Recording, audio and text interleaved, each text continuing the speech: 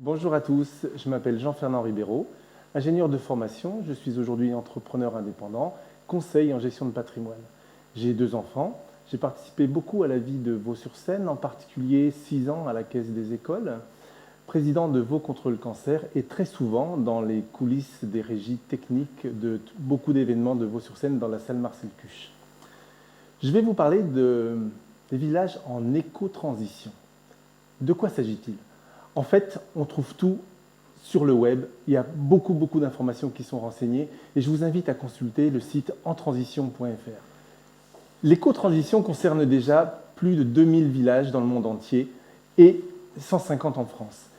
Il est certain que nous souhaitons que Vaux-sur-Seine devienne un de ceux-là.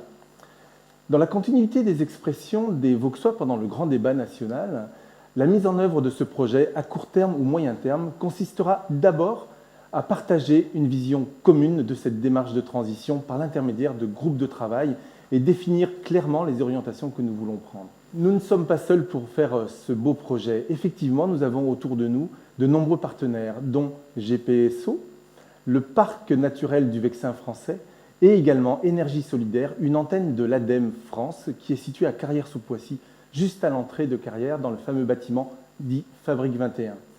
Nous nous attacherons également à contacter de très nombreuses associations voisines qui ont déjà engagé dans les communes avoisinantes de très beaux projets relatifs à l'éco-transition. On ne peut pas parler d'éco-transition sans évoquer d'abord une démarche alimentaire volontariste, locale et responsable.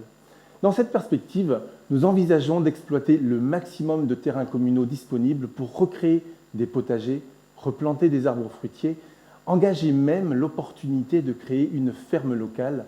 Ça a déjà été fait à Aubergenville dans une ferme pédagogique. Évidemment, l'objectif de long terme est d'envisager la perspective de produire nos légumes pour la cantine bio et je soutiens ce projet de la cantine bio qui existe déjà depuis de nombreuses années à Vaux-sur-Seine. Nous souhaitons également soutenir les projets existants des incroyables comestibles. On rejoindra également un réseau d'AMAP, les associations pour le maintien d'une agriculture paysanne. La permaculture est au cœur de notre projet et nous tâcherons d'aider les Vauxois à développer cette technologie paysanne. Cela a donc du sens de reconsidérer le marché de Vaux-sur-Seine, le marché qui aujourd'hui vivote un peu, qui n'est peut-être pas très bien placé, et nous souhaitons vraiment lui donner une dynamique locavore, consommer localement, et évidemment l'orienter vers des produits bio à outrance. Pas d'éco-transition si on ne définit pas des orientations relatives au transport et des orientations éco-volontaristes. En effet, il s'agit d'accélérer les choix de modalités de transport propres pour la commune. On doit penser absolument à des transports scolaires collectifs. Il existe des formules, même des calèches à chevaux, des school bus. La mairie doit s'équiper de véhicules propres d'une manière plus engagée et enfin réaliser des bornes électriques sur de nouveaux parkings réalisés, hélas, sans bornes électriques à ce jour. Les voies cyclables sont un vrai sujet. Il existe plusieurs projets déjà inscrits entre Triel, Vaud, Meulan, inscrits par le parc naturel du Vexin et également dans un schéma directeur des pistes cyclables de la communauté de communes. Il s'agit donc de les soutenir, de les engager et de faire en sorte qu'ils soient mis en application le plus vite possible. Nous avons la chance d'être au bord de Seine. La Seine est aussi un moyen de transport.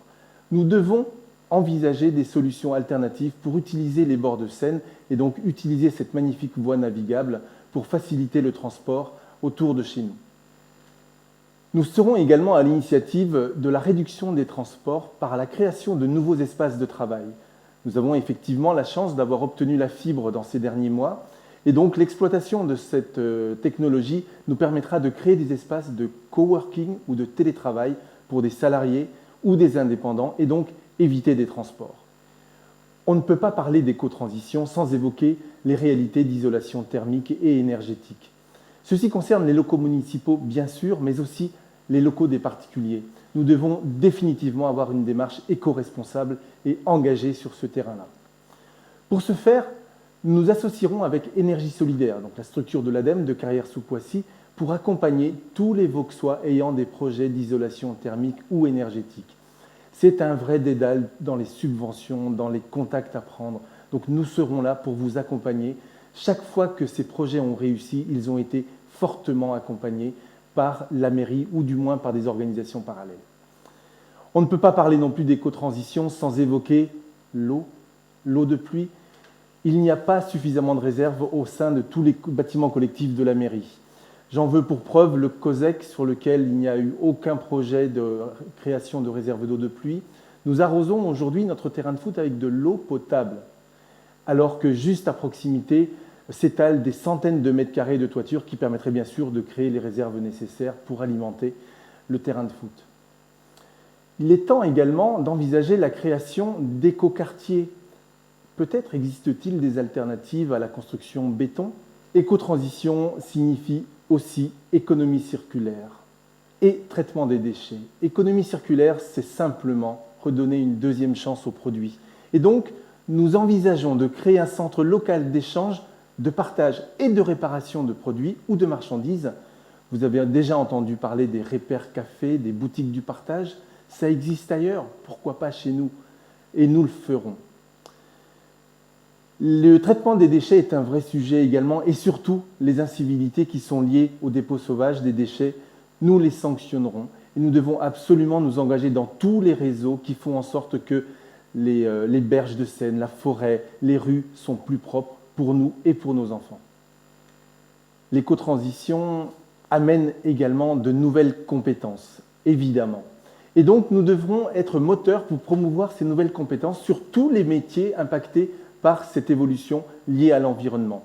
La qualification RGE devra par exemple être atteinte par tous nos artisans pour les qualifier à travailler sur l'éco-rénovation. Ça doit également permettre de générer des emplois de réinsertion. Toutes les associations qui sont autour de nous sont passées par cette belle étape de réinsérer des gens. Et bien sûr, on ne peut pas mettre de côté les enfants et nous travaillerons avec les écoles pour engager cette démarche de transition et déployer des ateliers scolaires en partenariat avec nos écoles et nos entreprises qui travaillent le sujet de l'environnement et des énergies solidaires. Nous devrons être à l'initiative pour générer cette fusion entre les enfants qui, eux, préparent notre environnement de demain. Toutes ces réalités existent déjà dans des communes voisines et nous vous proposons, nous nous engageons à les réaliser pour nous, pour vous et nos enfants. Et si, dimanche 15 mars, vous votiez pour vous?